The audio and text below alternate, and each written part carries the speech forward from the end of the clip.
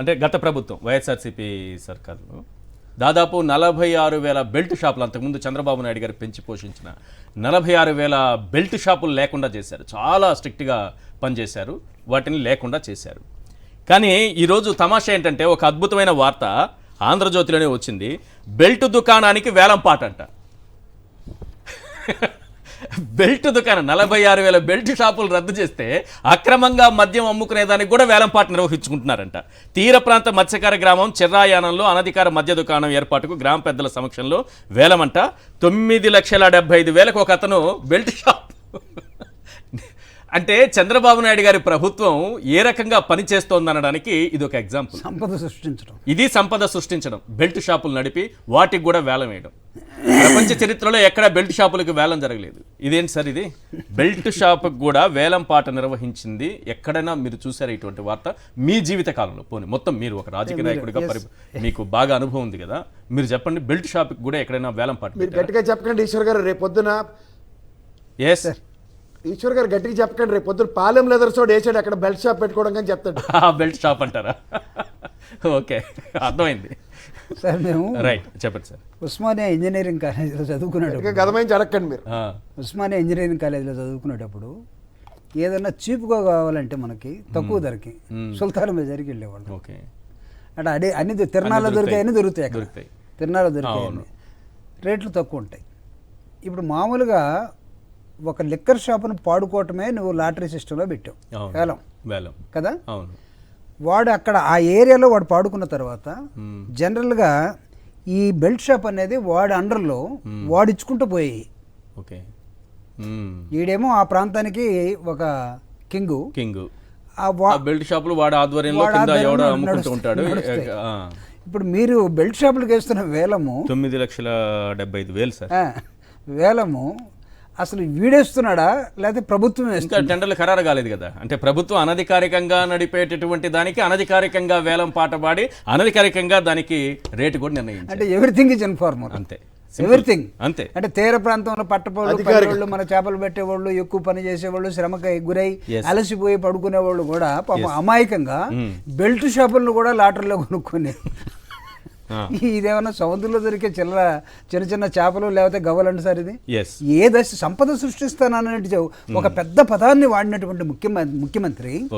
అంటే ఆ రోజు చంద్రబాబు నాయుడు గారు ఒక ప్రతిపక్ష నాయకుడుగా ఈ రాష్ట్రంలో ఏం చెప్పాడు? నేను సంపద సృష్టించి అక్కడి నుంచి ఈ సమాజాన్ని, ఈ రాష్ట్రాన్ని నేను నంబర్ 1 స్థానానికి తీసుకెళ్తానన్నాడు. అంటే ఏంటి అసలు నువ్వు ఏం మాట్లాడుతున్నావు?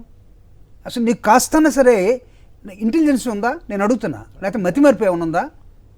లేకపోతే పచ్చి అబద్ధాలు చెప్పేసి ఎలక్షన్లో ఏదో విధంగా గెలిచేస్తే చాలు అనుకున్నావా?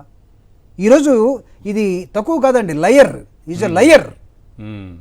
ప్రజా కోర్టులో ఎలక్షన్ టైంలో ప్రజలకి అబద్ధాలు చెప్పి ఆశ చూపించి ఎన్నికల్లో గెలిచిన తర్వాత బెల్ట్ షాపుల్ని లాటరీలో అమ్ముకునేవాడు ఎవడైనా దొరుకుతాడండి? అసలు రేపు అడుగుతున్నాడు వాడు, అసలు మెయిన్ షాప్ కొనుక్కున్నాడు అడ్డం తిరుగుతాడు, నేను కట్టనపో అంటాడు. ఏం చేస్తాడు?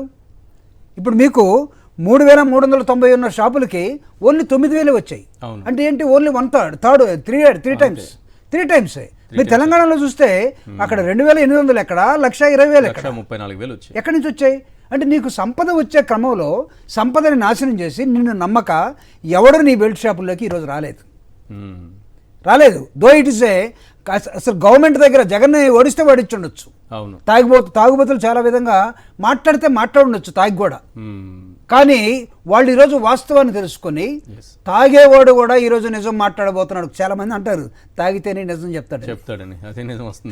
ఇప్పుడు వీడు తాగకముందే గతంలో తాగింది ఇప్పుడు గుర్తొచ్చి ఇప్పుడు నిజం చెప్పి నువ్వు బోడీ షాపు నువ్వు ప్రభుత్వం అమ్మితేనే మేము ఒక పద్ధతిలో ఉన్నాం, నువ్వు ప్రైవేటు గుండాగాడి తీసుకొచ్చి నీ పార్టీ మనిషిని తీసుకొచ్చి, ఇందాక మన ప్రసాద్ గారు చెప్పినట్టుగా తన కులస్తులు మాత్రమే, తన పార్టీ వాళ్ళు మాత్రమే దీనిలో ఈ టెండర్లోకి రావాలి. What is this nonsense? ఏ సమాజం అనుకున్నావా లేకపోతే మీ సొంత లిమిటెడ్ కంపెనీ అనుకున్నావా? నీ పార్టీ వాళ్ళు లేదా నీ కులం వాళ్ళు రావటం ఏంటి? అంటే మిగతా సమాజం అంతా పవన్ కళ్యాణ్ పొరపాటున అన్నాడో గ్రహపాటున అన్నాడో ఎందుకన్నాడో తెలియదు. చర్చిల్లో జరిగితే ఇదే చర్చిలో జరిగితే ఏమవుతుంది, మసీదుల్లో జరిగితే ఏమవుతుంది, హైందవ సోదరులు బయటకు రారా అంటే రెచ్చగొట్టడం.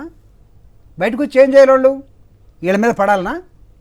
మంచోళ్ళు కాబట్టి హిందువులందరూ కూడా మంచోళ్ళు కాబట్టి జ్ఞానం కలిగిన వాళ్ళు కాబట్టి వీళ్ళకన్నా తెలివి ఉన్న వాళ్ళు కాబట్టి వీళ్ళంత మూర్ఖత్వం వాళ్ళకి లేదు కాబట్టి సమాజాన్ని గురించి మన పక్కన ఉన్నవాడే తన నమ్మకం కోసం ఒక చర్చ్ కట్టుకున్నాడు, ఒక జైన్ మందిరం కట్టుకున్నాడు, ఒక ఇస్లాము మసీదు కట్టుకున్నాడు, ఇంకొకటి చెట్టును పూజిస్తున్నాడు, ఇంకొకటి ఎల్లమ్మను పూజిస్తూ ఉన్నాడు. ఇది లౌకిక రాజ్యంలో ఉన్నటువంటి ఒక స్వభావము. డాక్టర్ బాబాసాహెబ్ అంబేద్కర్ ఇచ్చినటువంటి రాజ్యాంగం ఏంటంటే state doesn't have any religion. స్టేట్కి ఒక మతం అంటూ ఉండదు. ముఖ్యమంత్రి డిప్యూటీ సీఎం ఇద్దరు కలిసి ప్రజల మీద పడి రెచ్చగొట్టే విధానం ఏ రాష్ట్రంలో చూసారా మీరు?